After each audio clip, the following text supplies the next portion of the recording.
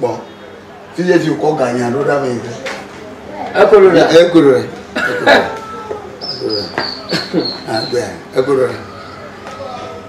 Voilà, Toby, un yanké. Le camp pour Dunama, les que des vimons pour Donoir.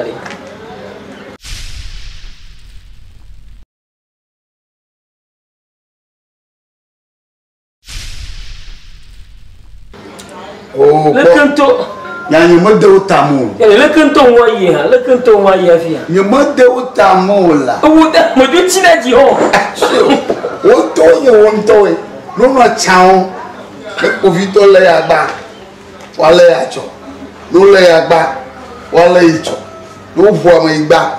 Nous nous obu. Au tamou bouge.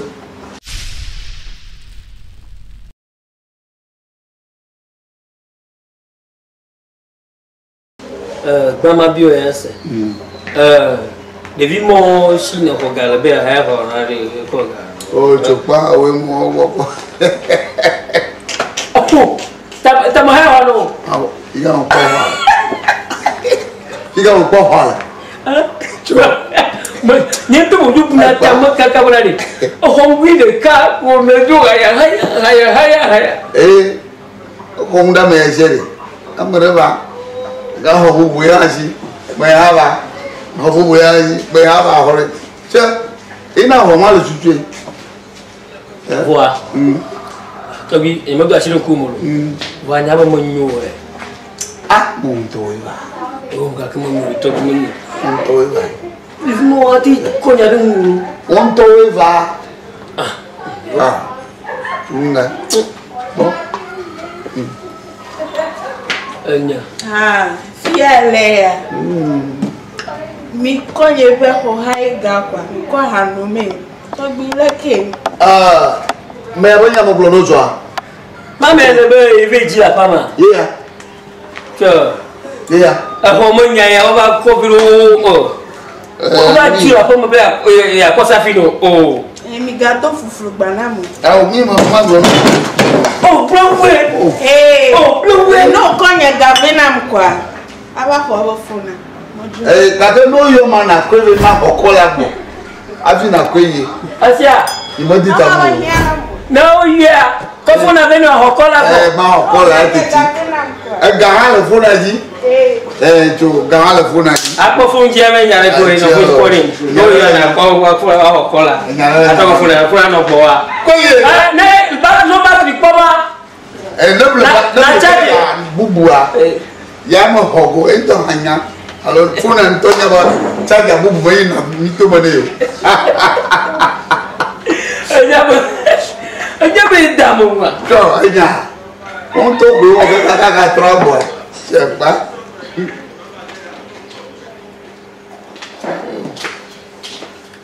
Nama. Oh. Efi e va be da ko yen pega. Ta ke to gbe be jagba o. Mais il peut lui dire toi. Oh, mi ta kini ma. Ah, e ma ko me mi ya. Yo ko mi. Mi ta ji. Sa fiye de. O le ke ba sahan ku no ga ko sa fi ba hanu pe. Oh. E ko sa bi afo afo. Sa fi ko ba hanu. Ya ke nu me la ya mele ya ke mi se gbone. Tata ka me gbona nu ke. Je fe ho la pope. Oh. Le ko ta ke he ko ko na ba ho pe pupo. Akere mo sile ya. Na ko pupo e ma do ifi ma na mo gbona ba. Sia. Nami no ji pone.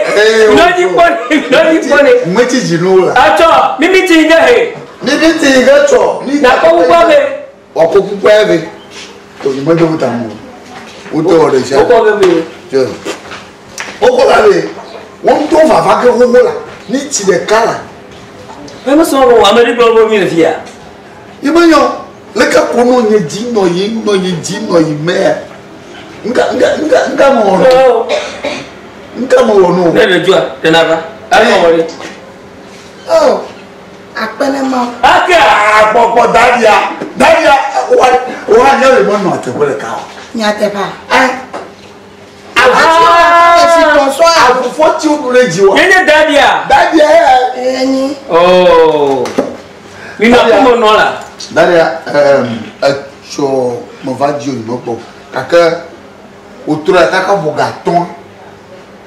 bogaton pépé na va au savio e gbe ani me nyama sego me ba po ho de ha ho e po ho o me po ta we akoga mana me le ma ba ko ho e ko ye ya ma ba e fe ne ko ye ya nyama blonya nyide mais soit pour me sont les vous didite e be ani yo to anya ni primi va ju agbo mana me nchu mano na bo mo ni va ju e fo ni cho ni me ko anya ka igbo na e be ma fa pa me ma ba ne ma va ya ko e ko safia na mo va ka ba wa dogo que na no no male e o tro e ga ton mele na ba ho ga enyanga wo nku ya na le tonye kwa e va ga ba kwe ye mo ko na va sa doa la kwe de na ma kwe nku ya re na le fe fide kwa voilà que ton enseignant ate ko kwa jo kaka mais na fide aba l'auto gbala na ko ya de me ma o plan le dia na ko velo on tone ba na focus lo me o mo o yiro lo ya wona mo le fi asen bi ko mo di ya abia e kan di bo ga to troga ko mo ya ma do fe no e jeji me jeji mire me focus o fe sana na ko chicha be wa sai ko na ga hoyi ma ko po l'auto pepa yi abo ma po number yo gege ko stem ko bebe ya bo po 78 voler mo pe di budu va fi ko ni mi le fi ari amabu wa ga ba da wa mejo ade yi o mama ti afa yo